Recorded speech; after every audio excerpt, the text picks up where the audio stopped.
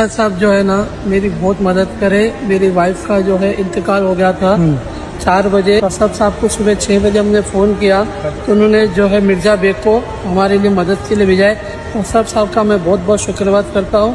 उनका बहुत बहुत धन्यवाद जो उन्होंने मेरी मदद करी। 14-15 लाख का बिल बनाए तो हम असद साहब से बात किए तो असद साहब रहमत बेग साहब को भेजा है। हॉस्पिटल वाले हमारे बॉडी नहीं दे रहे थे बिना पेमेंट करे।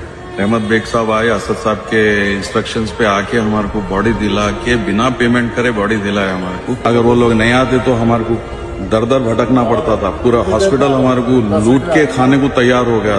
देश की राजनीति में अपनी बुलंद आवाज और बेबाक अंदाज के लिए जाने जाने वाले AIMIM के राष्ट्रीय अध्यक्ष और हैदराबाद से लोकसभा सांसद बैरिस्टर असदुद्दीन ओवैसी ने हाल ही में एक ऐसा कदम उठाया जिसने इंसानियत की एक मिसाल कायम कर दी, जहां एक 30 वर्षीय महिला जो एक ब्राह्मण पंडित परिवार से ताल्लुक रखती थीं, को गंभीर सांस की तकलीफ के चलते भर्ती कराया गया था।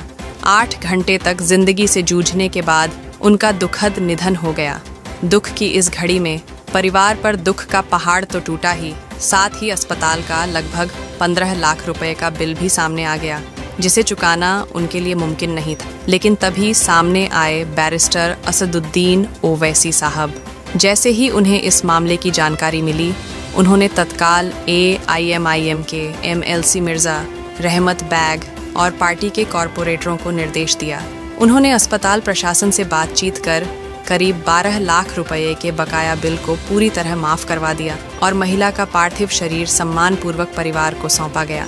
इस मदद के लिए मृतका के परिवार ने ओवैसी साहब का तहे दिल से शुक्रिया अदा किया और कहा, वे पार्लियामेंट का कार्रवाई अटेंड करते हुए हमारे कॉल को एड्रेस किए, हमारे प्रॉब्लम को सॉल्व किया। पूरा पार्लियामेंट में दिल्ली में रह के करके 12 लाख पूरा काम माफ करने लगा। पूरा 1 रुपया बनने का जरूरत नहीं पड़ा। असद साहब को बहुत शुक्रिया, बहुत धन्यवाद। रहमत बेग साहब को बहुत शुक्रिया, हमारे को बॉडी दिला के बिना पेमेंट करे बॉडी दिलाया हमारे को। बहुत बहुत शुक्रिया। जिंदगी भर एहसानमंद रहेंगे। हमारे MP साहब को 100 बरस की जिंदगी मिले, हमेशा उन्हीं MP बन के आए। बहुत बहुत धन्यवाद। बैरिस्टर ओवैसी का यह कार्य यह सिद्ध करता है कि इंसानियत का कोई धर्म नहीं होता और सच्चा नेता वही है जो जरूरतमंदों की मदद बिना भेदभाव के करे।